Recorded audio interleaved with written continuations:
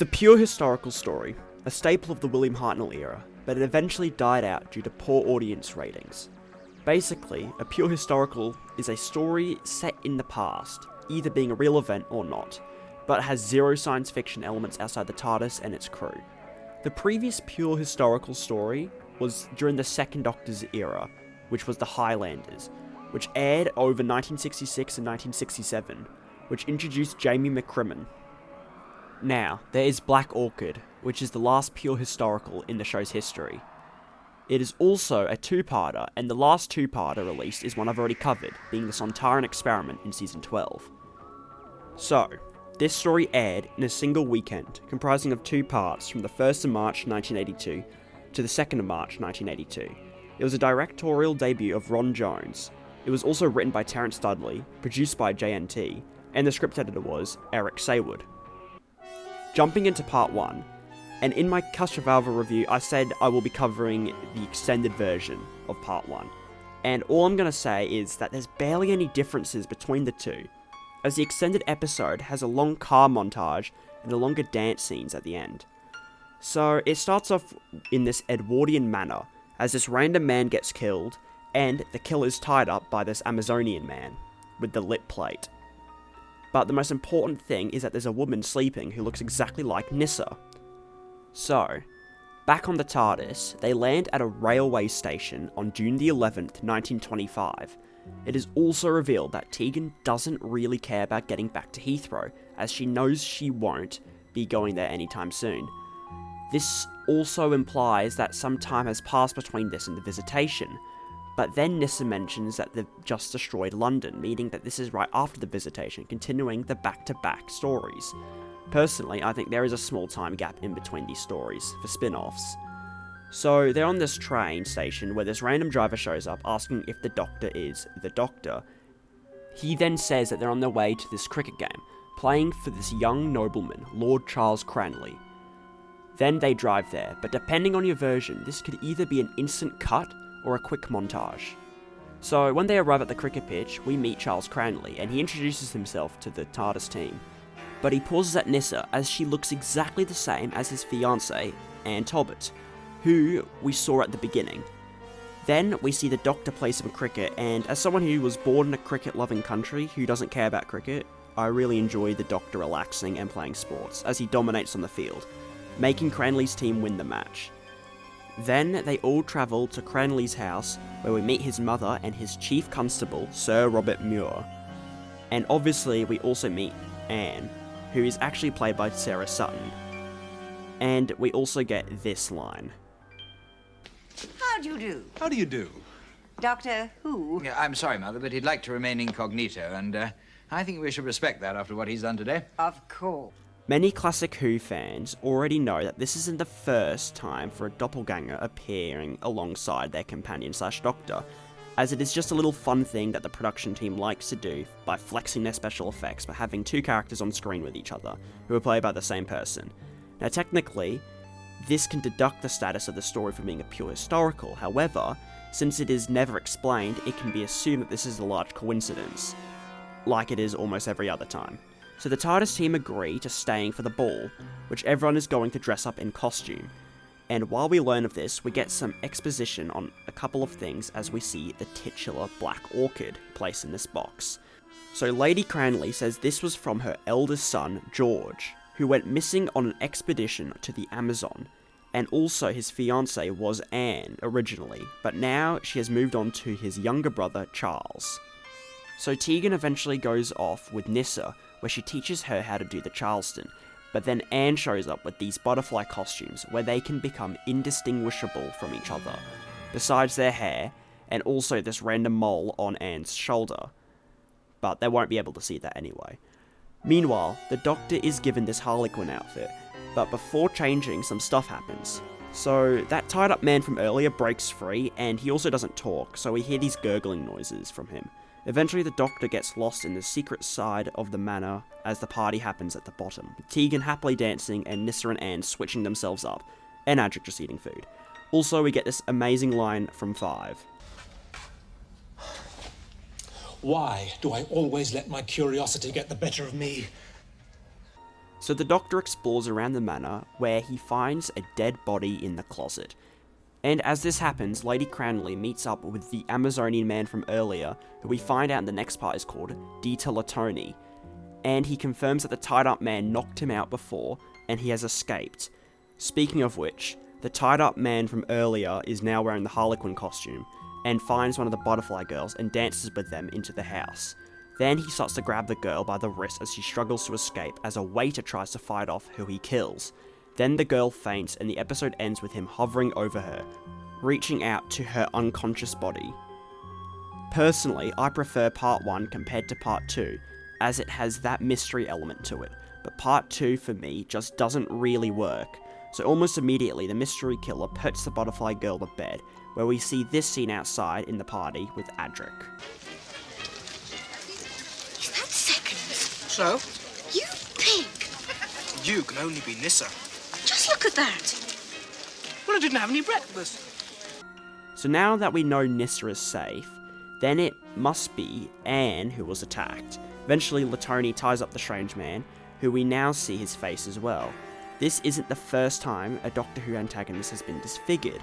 Obviously Davros was disfigured, but the last major example would have been Magnus Greel in The Talons of Weng-Chiang. And after this story we get Shara's Jek in Caves of Androzani. Eventually, the Doctor finds Lady Cranley and Latoni in the secret area of the mansion, and he shows them the dead body, and he goes back down to his room and finally puts his costume back on, which has now been placed back by the disfigured man.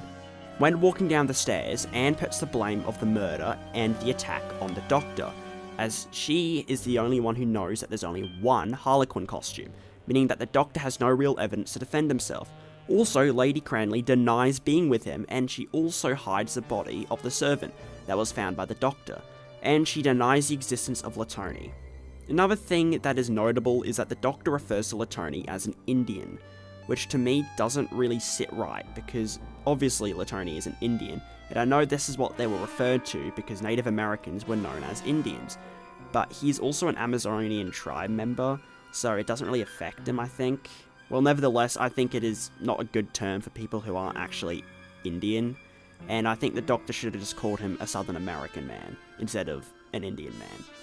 Also, we find out that the real Doctor, who was supposed to be at the cricket match, arrived at the train station, meaning that the Doctor is even more sus than he actually is. Eventually, Sir Robert Muir detains the Doctor and has a driver drive him and the other TARDIS team members to the police station, but on the way they stop at the train station to look for the TARDIS, but they can't find it, because it has been moved by the police who are trying to break in. The Doctor eventually opens it up, proving that he was innocent, because he's a Time Lord who travelled here accidentally and everything was a coincidence. Before materialising back to the manor, we learn a big twist in the story, which to me is very obvious to point out. So, Lady Cranley breaks the news that the Doctor was innocent, which causes Charles wanting to bring him back to the manor, but she eventually reveals that it was in fact his very much alive brother George who committed the murder. Now, Charles apparently knows this, but Anne doesn't, so she has a reasonable crash out, which makes me quite annoyed at both Charles and his mother.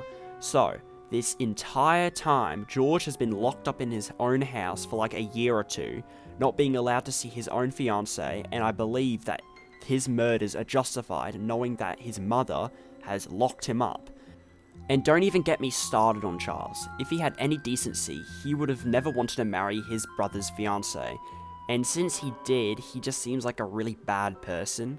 Also, another thing is that the portrait of George they have looks exactly like Charles's actor Michael Cochrane, but George himself looks nothing like the picture, and if the excuse is that he's disfigured, you can see in his eyes aren't really the same shape. Speaking of George, he somehow breaks out of his bonds again and attacks the most useless guard in history, being Latoni. But he kills him this time, but Latoni places the key to his room in the floorboards, so George does this genius idea of lighting a newspaper on fire under the door, so it can burn open. Eventually, the Doctor and co return, and Anne goes to Sir Robert, who also doesn't know what is going on, but when they enter, the Doctor instantly recognises who George is at the stairs, and George takes Nissa and goes to the roof of the burning manor.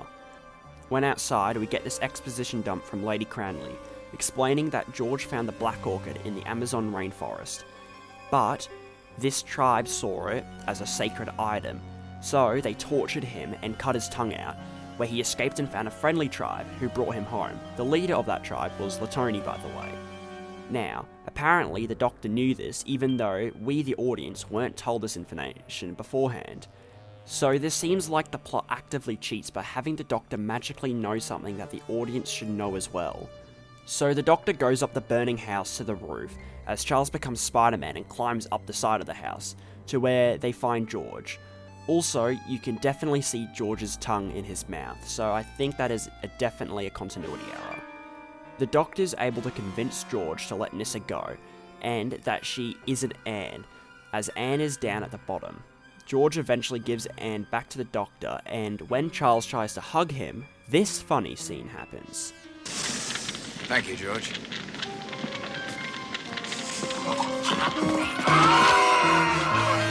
Again, I don't know why these falls are so funny, but what makes it even funnier is that there was no reason for him to slip off, and that no one screams when he did fall off.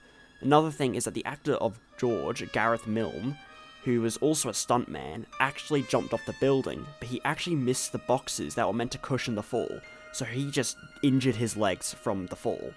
The story then ends with a cut to after George's funeral, where Tegan keeps the costumes that they wore, and the Doctor is gifted a book by Lady Cranley, being called Black Orchid by George himself.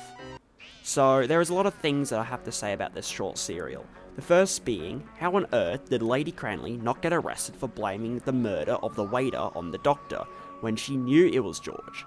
I also hope that Anne breaks off the wedding with Charles, but I'm pretty sure a book confirms that she still went with it. But I still think that he treated her very poorly by not telling her the truth on her actual love, George. Speaking of George, despite Tegan recognizing his name, he is not a real person. And if he was, it would have definitely improved on the story on the Doctor's behalf, as him knowing that George was alive seems very strange. I also don't consider George a villain. Yes, he murdered 3 people, but he was also held hostage in his own house where his brother takes his fiancée and wants to marry her, and he gets tied up by the man who sheltered him and saved his life. I think it is justified for the killings. I also believe Lady Cranley is the real villain for hiding the truth and framing the Doctor for the murder. Another thing about the story is that it doesn't really feel like Doctor Who. Obviously, it is like an Agatha Christie story, but the Doctor and his companions have no real use in it. Yes, they play cricket and have a dance at the ball, but they don't really have any involvement in the plot outside of it.